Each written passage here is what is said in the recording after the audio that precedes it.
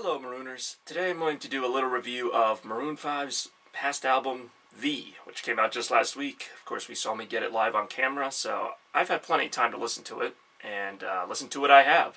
And right now I'm going to give you my quick summation on what I thought of Maroon 5's fifth studio album, V. Now, first of all, the band chose to go in many different directions on this album. For that reason, I will say that my expectations were kind of not met, but I mean that's not to say this is a bad album. I think solid would be the best way to describe this album. There's really not a terrible track on the album. However, there are just kind of, like I said, a lot of different mixes that I wouldn't necessarily expect. So we're going to get right into it right now. First track, of course, Maps, was the lead single off the album. It's got a very Maroon 5 kind of sound to it. Some have compared it to The Police, rightfully so. I love the intro, like, kind of guitar lick in the song, and I like a lot of stuff about the song, but for some reason, to me, it's a very good song. It's not a great song. The bridge kind of seems a little lazy to me, just woo, woo, woo, just kind of a lot of that. But again, it's a good song, it builds up, it satisfies with its chorus, and, boom. I mean, nothing wrong with Maps. It's a really good song, great way to start the album. Now, Animals is where they take it to another level. This song really wowed me from the get-go. It's got a very catchy hook, it's got a very kind of high-energy feel to it, very strong, and then it shifts directions a little bit. This was kind of the first track I noticed Maroon 5's new sound, so to speak, kind of a hip-hop breakdown on it. It's not really hip-hop, but for them it's quite a departure, I'd say, talking about the verse, of course. And again, as I mentioned, the chorus is very catchy, almost has kind of a top 40 Kesha type of dance feel to it. The build-up after the second chorus is fantastic, and then it just kind of erupts into this great last chorus. I could definitely see this being a big dance floor hit. It Was Always You is one of my favorite tracks on the album, actually. I really hope that as a single it does well, because this track, to me, is... if this is the future of Maroon 5's sound, then this is very good. I really love this song from the get-go. It starts kind of dark and kind of slow, and then it slowly builds up. I like that, even though it does get faster and there are the typical electronic drums that we've been getting accustomed hearing, especially on this album, I like that it didn't just start that way. I like that, the first chorus really draws you in. It Was Always You, it's a very meaningful song, very powerful song. It's one of the songs where Adam kind of shows off his vocal range, and not just to do it. Like, he's not just screeching really high just to say he can do it. I feel like it also adds an emotional element to the song. The bridge in particular is amazing. The second chorus, after the second chorus, where he goes into sort of a really high, like, unusual type of note, to me that really added to more depth to the song. I think this was one of the strongest songs on the album by far.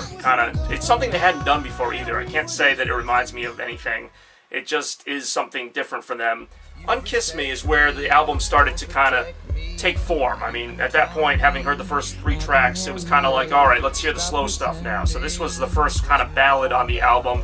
It starts kind of dark, kind of reminds me of the song Fortune Teller from Overexposed, which again was an okay song. And this song sounds like it's going to be a dud, but then it does get pretty good when you get into the chorus. Adam kind of goes into one of his confessionals, I lied to my heart because I thought you felt it. I actually really like the lyrics of this song. The Unkiss Me, as far as the actual concept of it, unkiss me, untouch me, I thought those were kind of lazy lyrics, to be honest. Untake my heart, like, how do you untake something? I give it back, I guess. But I understand the song. I think it was a really strong idea. I also, on a side note, I liked that Jesse Carmichael does some of the background harmonies on the verse. I thought I heard his voice in there, and sure enough, in the booklet it does mention Jesse Carmichael. I do like that they got more people involved in this album, and Unkiss Me is a decent track. Good ballad, not great. Sugar, I've heard a lot of people actually not like this one because it sounds like Katy Perry. Other than, maybe some of the guitars, other than that, it doesn't really sound like Katy Perry, because obviously Adam has a much different voice. The song is actually fairly slow. It sounds like it's going to be faster, but the lyrics and the verses have a nice flow to them. I'm talking about Sugar, of course.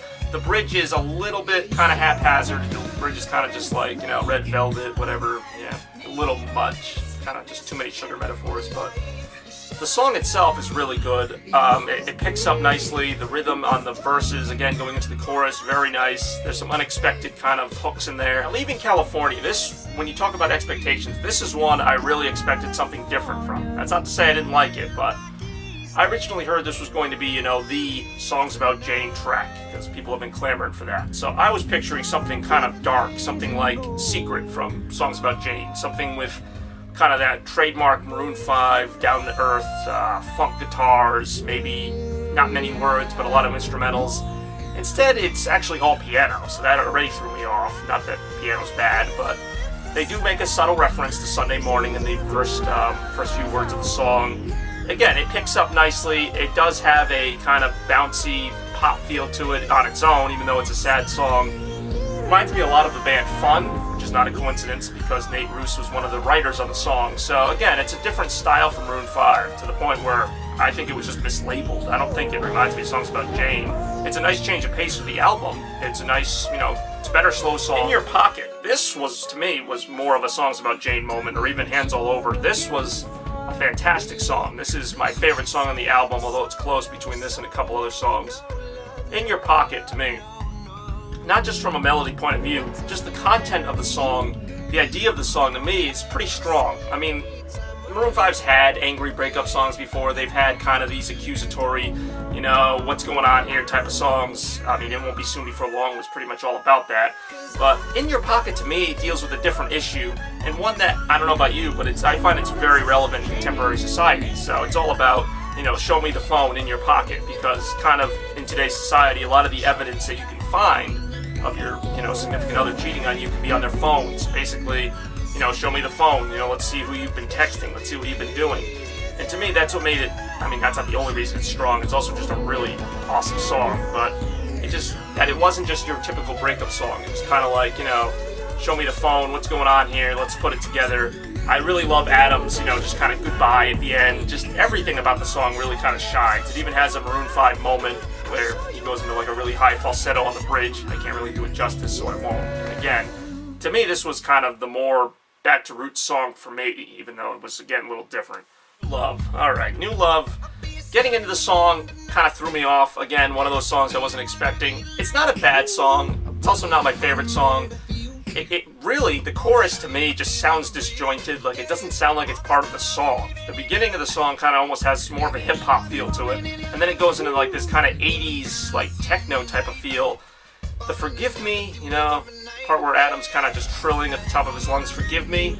It's kind of catchy, I'll admit. At first I thought it was annoying, but I guess annoying and catchy, there's a fine line between the two.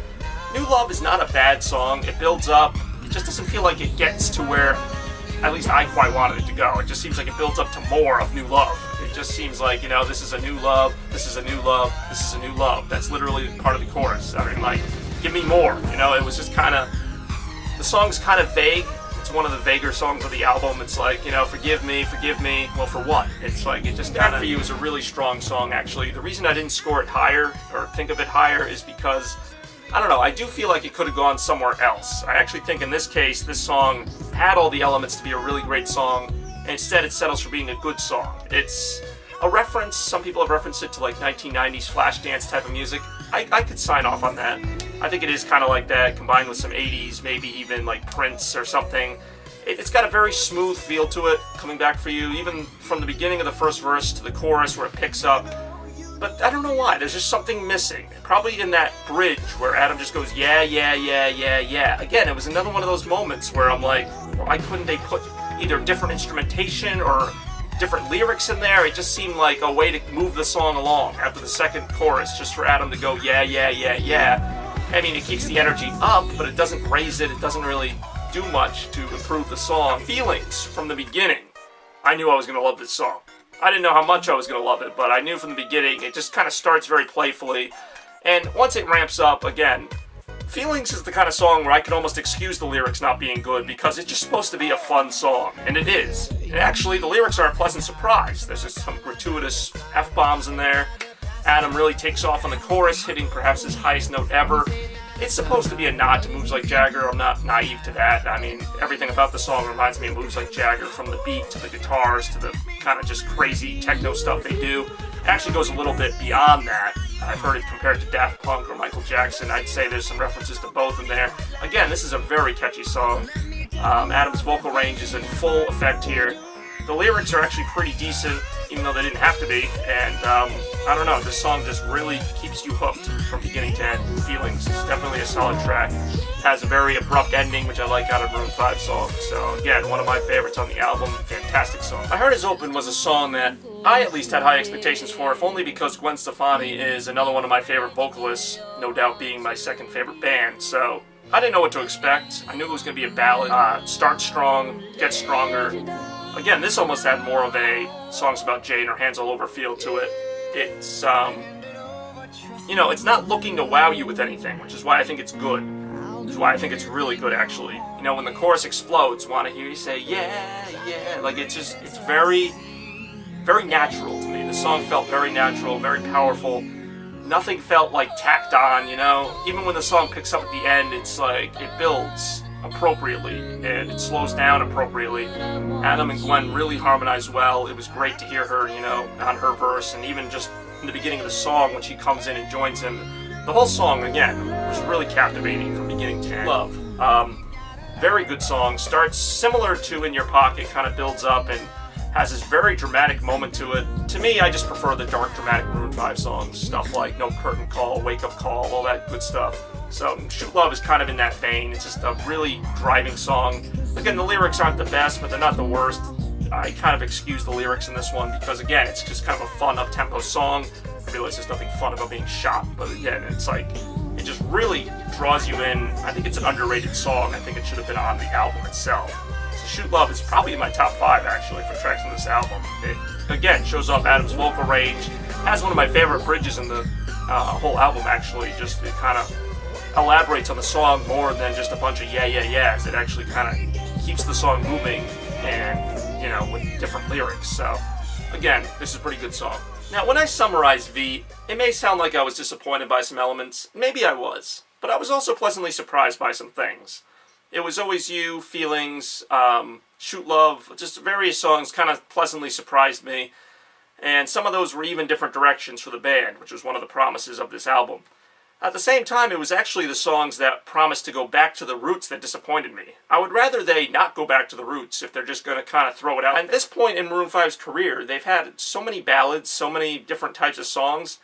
I would rather they explore some of these new directions. There's a lot to like about V, and maybe I'm just so used to Maroon 5 at this point that nothing could really satisfy my expectations. I'm always expecting a 10 out of 10 album. But I'd say, if I had to give this album a score, which I will, I'd give it like an 8.7, yeah, like an 87%. It was a B effort, B plus even. It just, some songs were better than expected, some songs were just okay. And of my top 5, I love all of them. I love Feelings, In Your Pocket, Shoot Love, It Was Always You, My Heart Is Open. I love those songs. I love Animals. I don't hate Maps. I don't hate some of the other songs. It may sound like I was putting them down. Maybe it's just because I expect a lot of this band. And maybe it's because when I hear things like, overuse of yeah, yeah, yeah, or whoa, whoa, whoa, I think they're better than that. And I think Adam's better than that. I think we've heard Adam go yeah, yeah, yeah quite a few times, and it's great, but, it doesn't need to be the entire bridge of a song. That's all I'm going to say. And Maroon 5, as far as where they can go from here, I would expect, again, I'd almost like to hear the album I was expecting this time. I'd like to hear kind of a few darker songs, a few songs about Jane references, but if they want to do more top 40 music on top of that, that's fine with me. I've always loved that Maroon 5 albums aren't predictable. I've loved that every track has a different sound to it, and this album doesn't disappoint in that regard. There's almost certainly something here for everyone, and that's why I rate this album at about an 87. Great song for, a great album for Maroon 5 fans. Some other pop music fans might not like every song, and I know there are always going to be critics of Maroon 5 that will hate whatever they do, so whatever. Don't get the album if you're one of those people. Otherwise, V is a very solid album. I would highly recommend picking it up.